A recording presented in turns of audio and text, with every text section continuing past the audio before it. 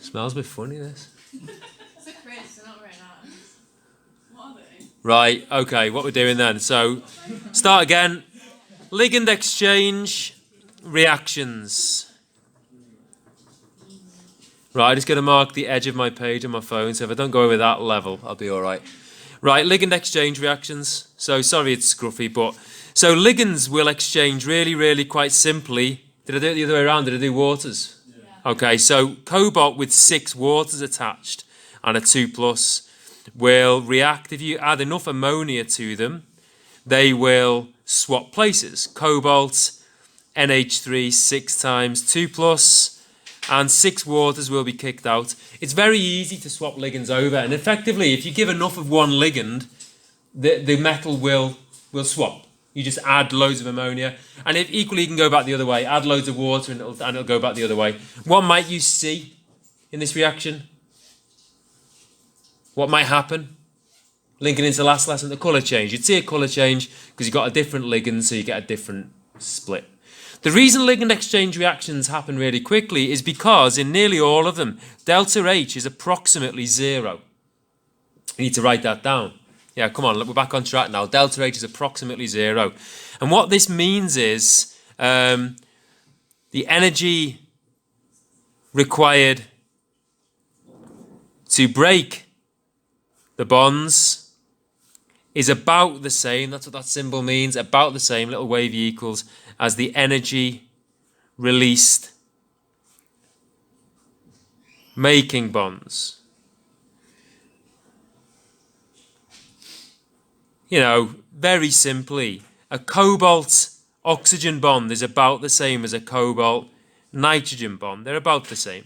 So yeah, you have to break 6 of them, but you make 6 new bonds, neither here nor there. Yeah? What if you wrote between H and 0? It's not H. It's an equal line.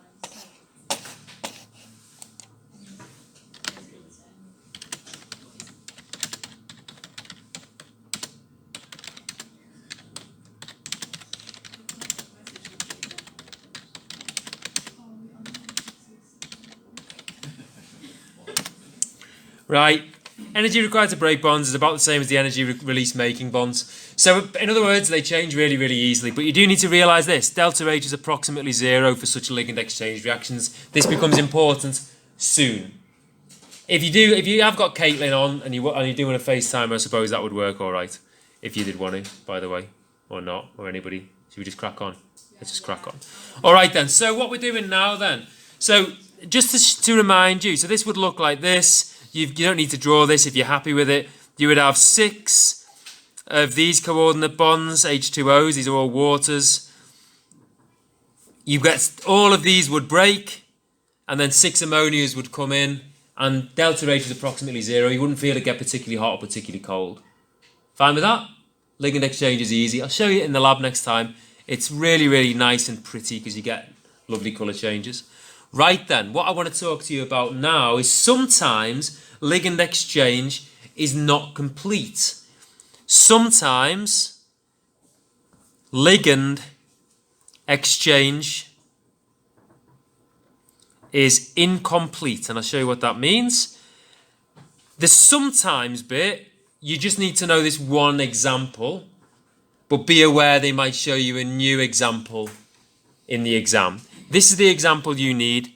If you have copper, H2O 6 times 2+ specifically, and we do a lot more about this complex later, copper with 6 waters, you can't actually get 6 ammonias to go in there. What you will get is CuH2O 6 times 2+, and then you will have, just going to zoom in a little bit for Harvey's benefit there, right? CuH2O 6 times 2+, it will only allow 4 ammonias in.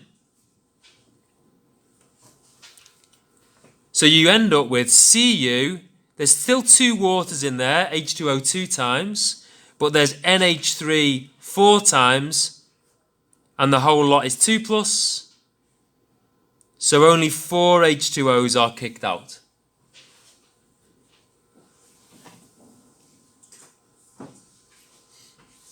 Now I imagine you're sitting there going, how am I meant to know when it's going to go incomplete or not? And the answer is because I'm telling you that the copper one is incomplete. It's on the specification that you need to know this one. Do you know what I'm doing? I'm recording it. Blooming portrait. It does, yeah. I can put it onto my computer and I can do it on my laptop.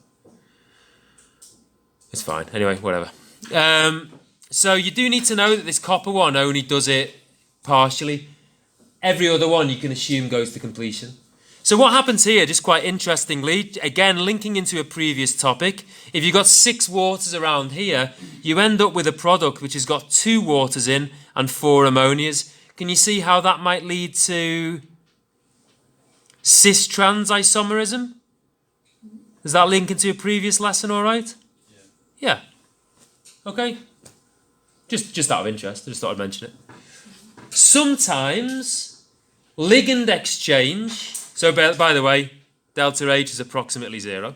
Sometimes ligand exchange results in a change in coordination number. Sometimes you get a change in coordination number. What do you think this is reference to? What ligand? What ligand might change the coordination number? Chloride, yeah. So if I do this, for example, you're struggling with your eyes, aren't you? Yeah. You can sit at the front, you know. Yeah, but come and sit at the front, it's easier. My writing isn't going to be great today because I'm stressed. So I can't slow down, just the way it is, you're going to have to accept it. CuH2O 6 times 2 plus. If you add 4 chloride ligands, because they are whoppers, it's a technical term, it means a large ligand, they are whoppers. This happens, and that is a deliberate full arrow. CuCl4 2 minus plus 6 H2Os.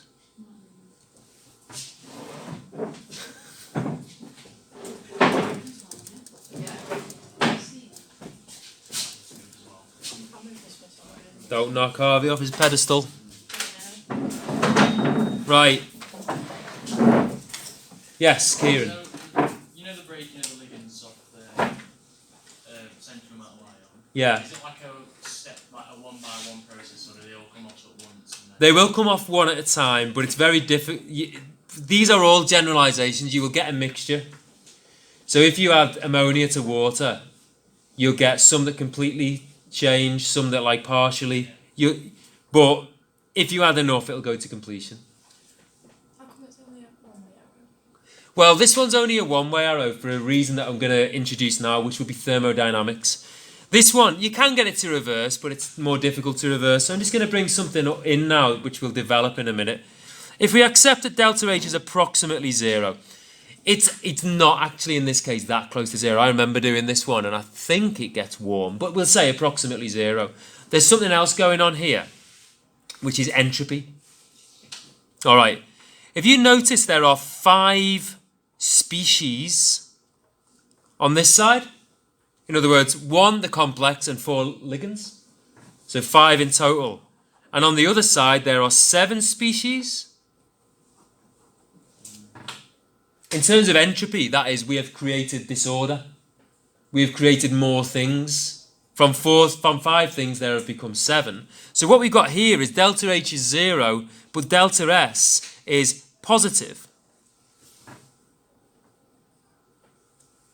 Well, if delta H is approximately 0 and the entropy is increased, I hope you realise, we do a lot of revision in these topics. Delta G equals delta H minus T delta S. What does that tell me about delta G? Well, that's going to be 0 minus a positive number. It will be less than 0, so feasible. Okay. And you might think, whoa, that just took a turn for the thermodynamic really quickly. This is where we're going with today's lesson. The reason why ligand exchange reactions firstly happen is because delta H is quite close to 0. And then sometimes they are irreversible because entropy plays a part. So what I'm going to talk about now is a very important bit of chemistry called the Chelate Effect. That's how you say it. Chelate. Key. Late.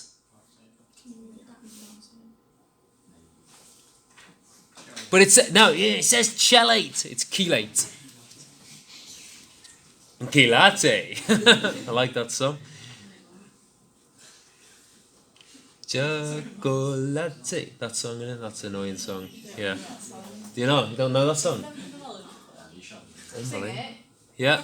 Right. The chelate effect. The chelate effect occurs when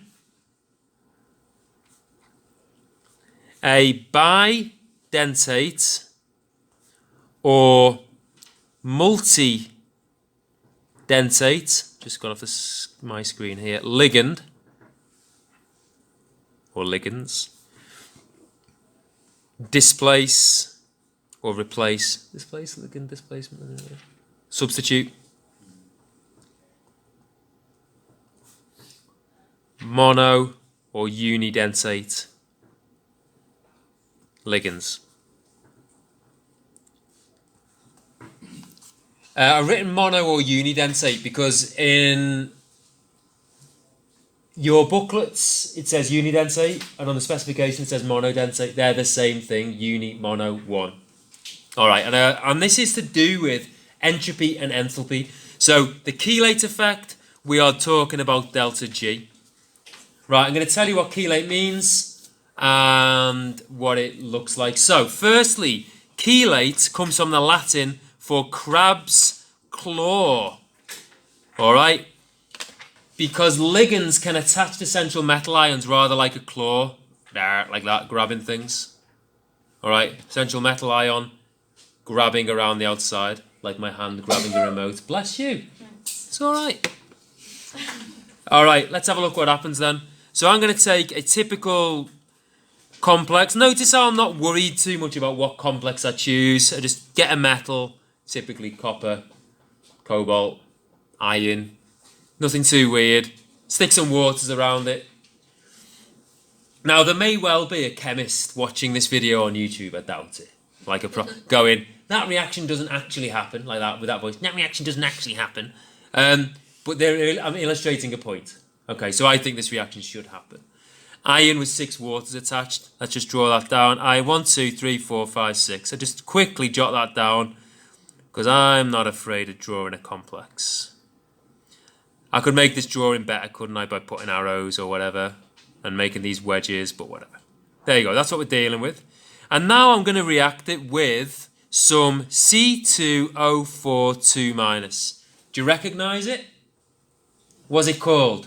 Ethane dioate. Good. How many ethane dioates do you think will replace 6 waters? 3 of them. Ethane dioate you recognise as, whoa, I recognise that. That's a bidentate ligand. And you do like, that's an exclamation mark for, I recognise it. Because you have to learn it. So what happens is, notice that, one-way street, not a reversible arrow. You get Fe C2O4 3 times. Charge on that.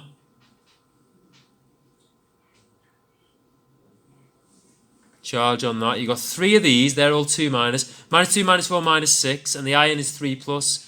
3- plus 6H2O. Remember, you can do things in chemistry like check your charges at the end. This side is 3-. This side overall is 3-. It all balances. This looks like this. Fe 1, 2, 3, 4, 5, 6. O.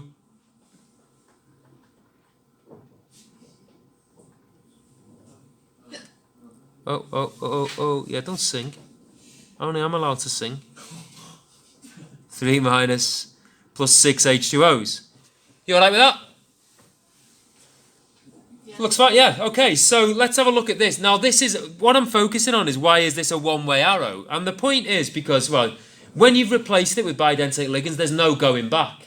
It is like as if a crab's claw has grabbed it and will not let go, literally where it comes from.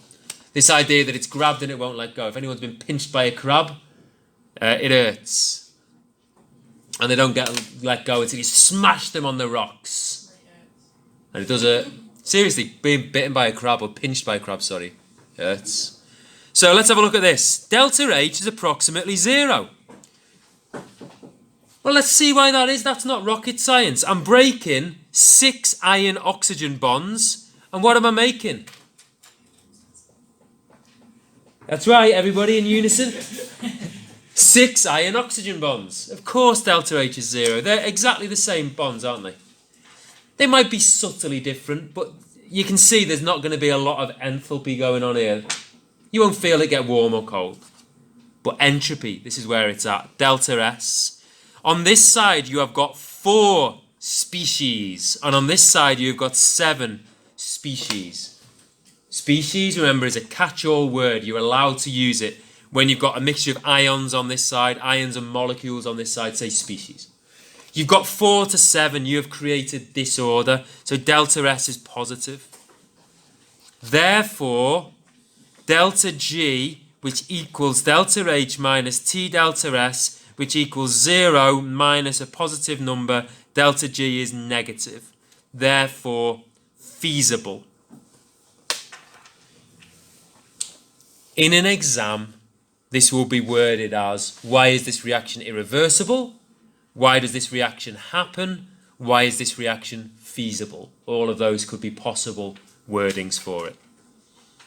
And to put it into sentences, you would say, so I've written delta H equals 0, delta S equals positive. You would say delta H equals 0 because, why would you say because? What would you say here? Because, yeah, not just bonds breaking equals is the same. The strength of the bonds breaking is about the same as the strength of the bonds being made. Okay. Because bonds broken, bonds made, that sort of idea. Same strength. But delta S is positive because, why would you say because? What would you specify? Disorder, but I would say because 4 to 7, disorder.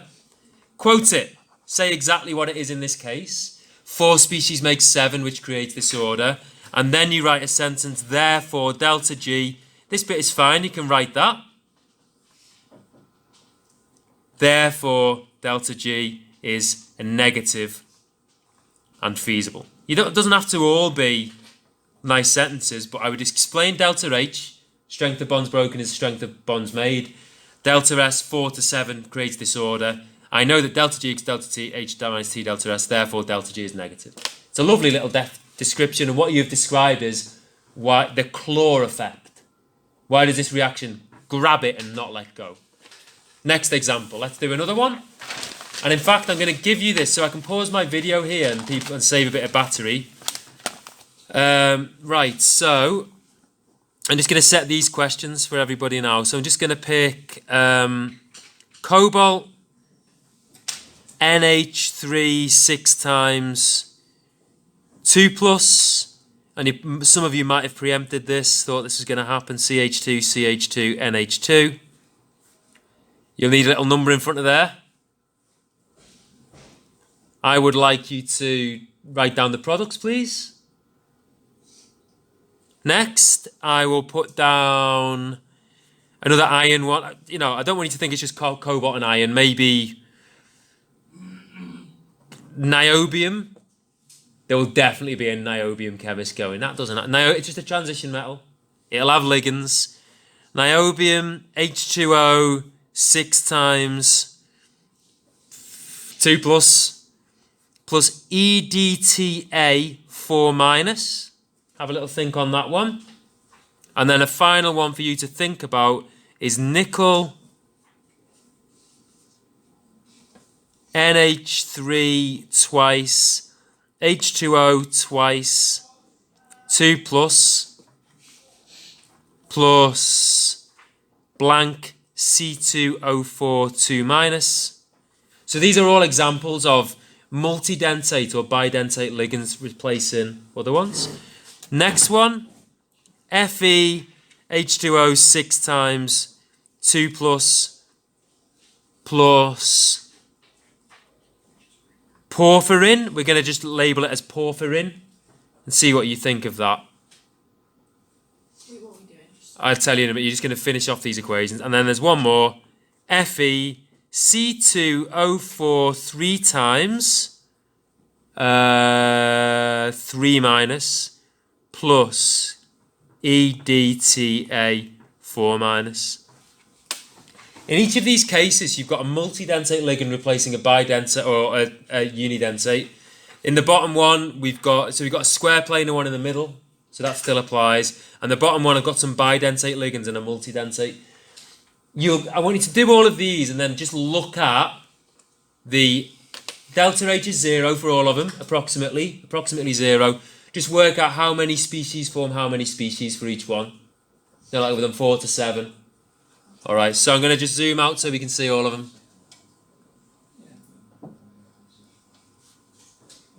Okay, so there they all are. I need to just let you all see that at home if you're watching at home. There are your ones to do. Take a little screenshot of that. I've only got 10 minutes of video left, so I'm going to pause now. Okay, so I imagine if you're doing this at home that some of this will have been quite tricky. I don't know, I was recording that a minute ago because I've run out of space on these pages. Alright. What's going to happen in all of these cases? You're just going to assume that the multidentate ligand can kick out the unidentate ligand in each case. So what you've got here then is you've got cobalt with 6 ammonias, and then if you throw in enough of this bidentate ligand, 3 of these bidentate ligands will replace all of the unidentate ligands. So you're starting off with cobalt with 6 ammonias attached with ends in these positions, and it's going to end up with as cobalt with bidentate ligands instead. So I haven't got space on my phone screen here, but I have on the main screen. So that's going to be cobalt, NH2, CH2, CH2, NH2. That's really not working. 3 times. Careful to put the charge on. 2 plus. 6 H2Os are kicked out.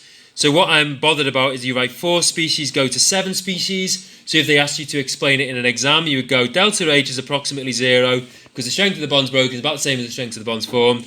Delta S is positive because 4 species turns into 7, so you create a disorder.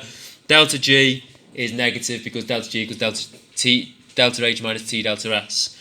The second one, niobium. You don't get thrown by the niobium. EDTA is a ligand that forms 4 bonds. So the niobium will now be surrounded by an EDTA. Put it in brackets. Put it all in brackets. EDTA is a 4 minus, so this will be 2 minus. That will kick out 6 waters. This, EDTA, is an incredibly good chelating agent, or a chelating ligand, sometimes just known as a chelate. Alright. Delta H is approximately 0, but delta S you get 2 to 7, so it's positive. EDTA is used effectively as a claw to grab metal ions from solution. So we use it in sewage treatments to remove lead ions. You use it in shampoos to remove calcium ions from water so that you make nice bubbles in your shampoo. If you have a look on a shampoo bottle, it'll have disodium EDTA in it, or tetrasodium EDTA, designed to catch unwanted metal ions that stop shampoo being bubbly. NiNH3, so this is a square planar complex, nickel and platinum, 2 plus there, so platinum. So there's 4 ligands attached, so 2 C2O4s, so you'll make nickel C2O4 twice. Each of the C2O4s is 2 minus, so that's going to be 2 minus, and you'll kick out 2 NH3s and 2 H2Os. FeH2O 6 times plus porphyrin. Now porphyrin is a ring like that surrounds a central metal ion. How many bonds does a porphyrin form? Yeah, 1, 2, 3, 4. So you'll end up with iron with a ring around it. So I'm just going to write it as porphyrin, iron, porphyrin, H2O twice. There'll still be 2 waters in there. Probably. Yeah. I just follow the lead of the examiner. I've not seen it. I just wanted to ask you this question.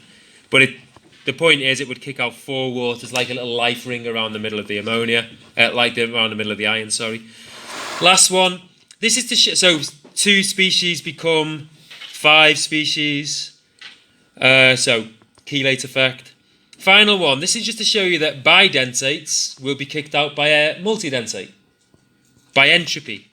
So you'd end up with Fe, EDTA. The charge on the ion is 3 plus, so this will be 3 plus. No, it won't. It'll be 1 minus. Sorry.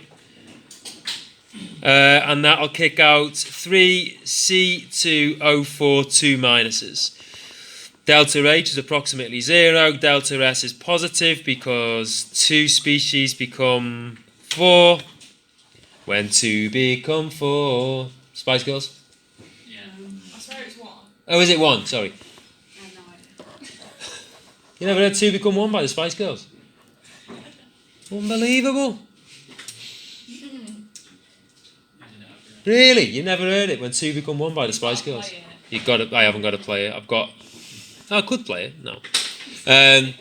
It's got nothing to do with this anyway. It's a good question for. I tell you what, it's a good song to do. It's when you're doing electrophilic addition, because it's when 2 become 1. But anyway, it's not when 2 becomes 4, and I've got distracted. I've distracted myself from this video. Right then, so 2 become 4. So you need to know delta H is approximately 0, delta S is positive. That's the pattern. It's the same answer all the time. Right then, tone's about to go. I'm just going to get up the specification to show you what we've done today. I'm going to stop it there for people at home. Make sure you've done those. We've done the Chelate Effect. Hopefully you didn't miss out too much. Bye.